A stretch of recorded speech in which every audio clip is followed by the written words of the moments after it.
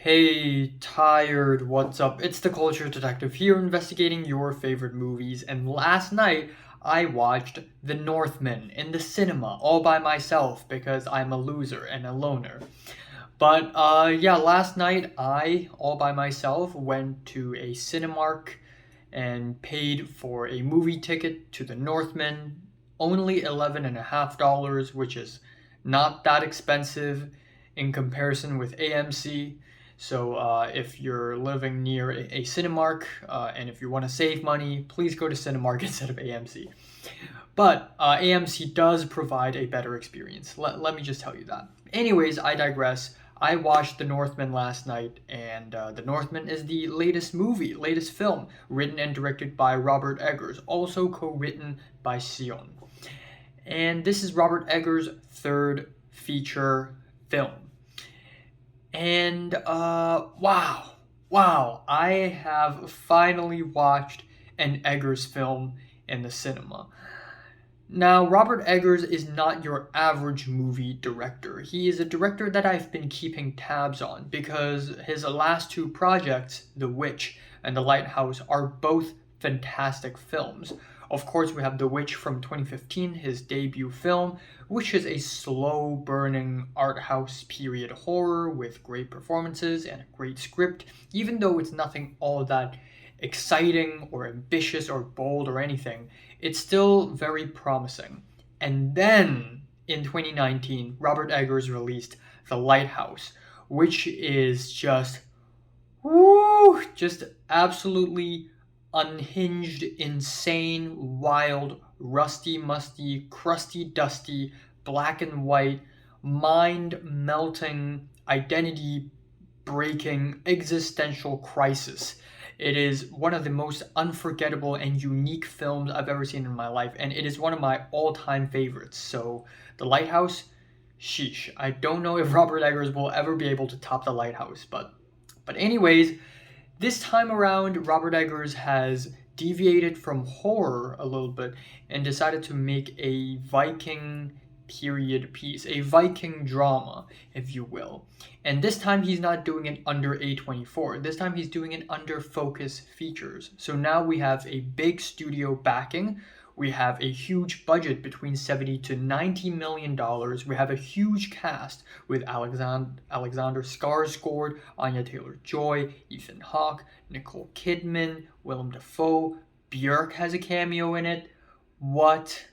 So yeah, it's Eggers is going big. And when I watched the trailer, of course, I was excited for a new Eggers film, but a part of me also got worried because this is Eggers' first full-length foray outside of horror, and this is also a huge studio thing. So I don't know how true to itself will this film be. But fortunately, this movie is still very much a Robert Eggers film. It is still great. Just because there's a huge studio backing it doesn't take any of its quirkiness and its uniqueness away from it. However, it is definitely true that The Northman is way more accessible than Eggers' two previous work, The Lighthouse and The Witch. And I also like one thing I really love about Eggers' films is that he always stays faithful and accurate to his period. Of course, he doesn't stay 100% accurate, but for instance, in The Witch, where we have late 1600s, maybe late 1700s, early American settlers, we have sort of this Shakespearean English. And yeah, the words and the accent is probably quite different from, how the movie depicts it, but it still tries its very best.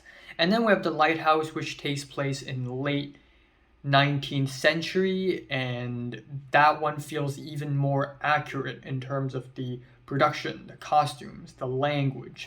And now we have The Northman.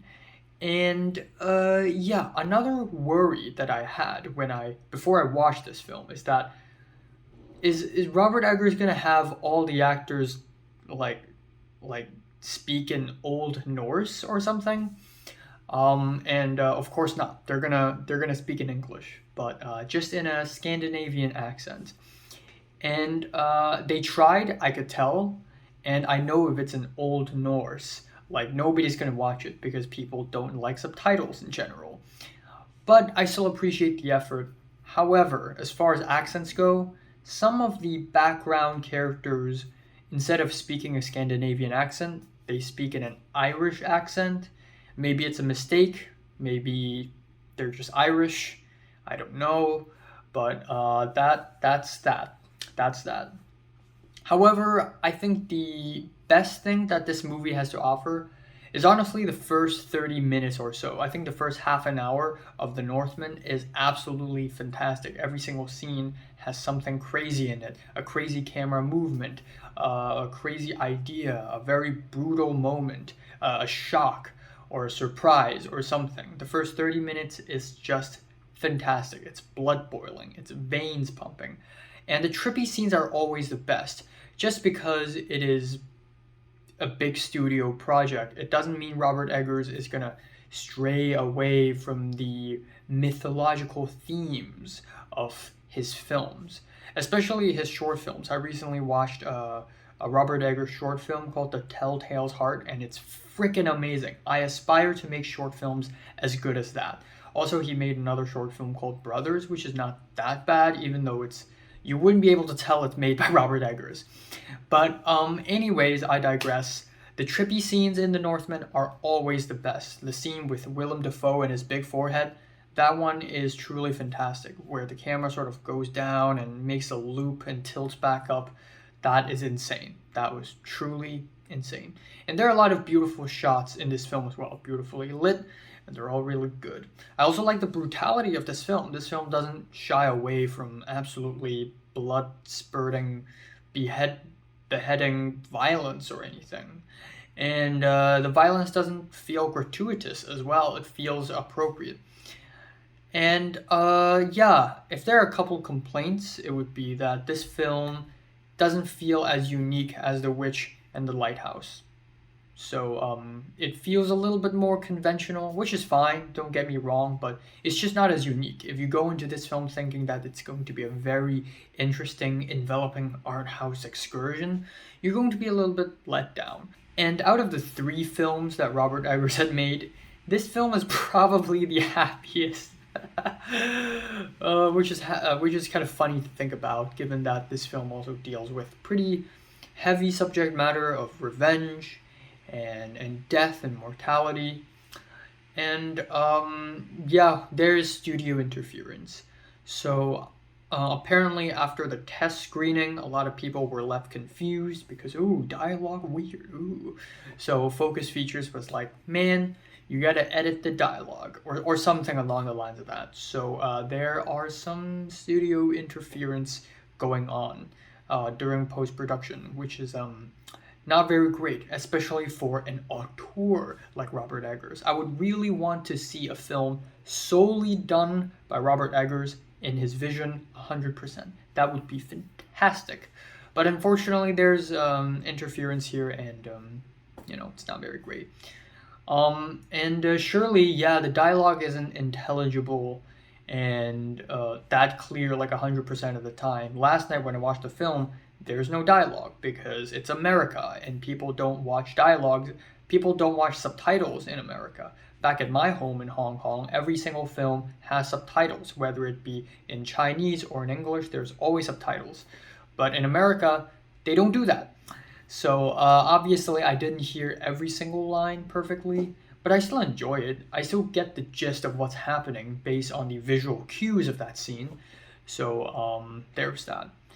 But still a really great movie. Still really great production, and I'm hoping to see more freaky, mythological, supernatural, weird period pieces from Robert Eggers in the future.